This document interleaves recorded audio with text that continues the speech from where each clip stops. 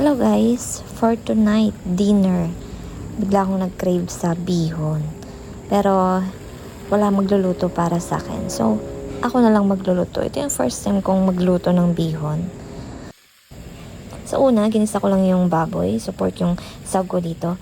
Actually, itong pork na to, kinuha ko lang dun sa mga buto-buto.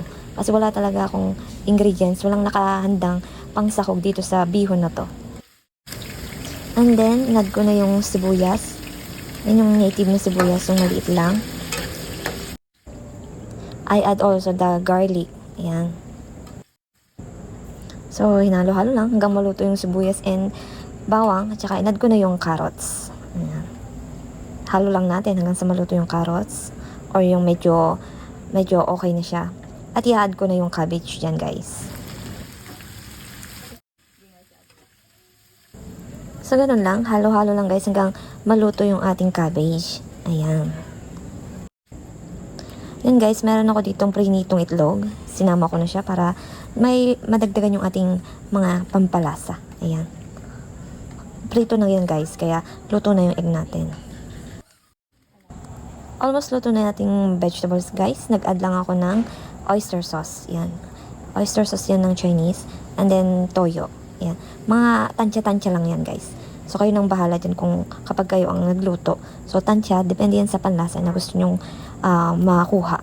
Tapos, nag-add din ako dyan ng pepper. Yung durog na pepper. Black pepper.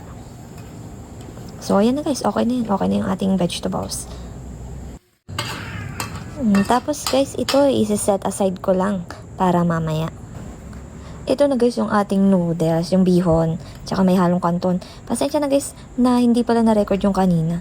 Kasi full storage na ako. So, yan, naglagay lang ako ng tubig lang yan. Tapos yung tubig, hinaluan ko or tinimplahan ko ng toyo, oyster, asin, tsaka paminta. So, hanggang, yan, luto na siya. So, pagka luto na, saka lang natin imimix yung ating mga gulay. First time to cook bihon. Oh. So guys, ipapakita ko sa inyo kung anong tira dito sa...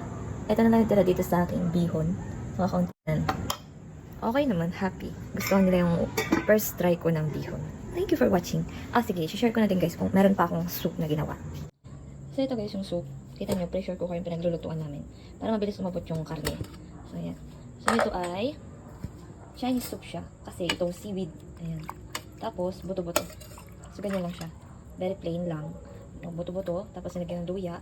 Salt lang. Tapos itong seaweed. Ito. Tsaka, nilagyan ko lang to ng ilang pirasong yung black pepper, yung buo.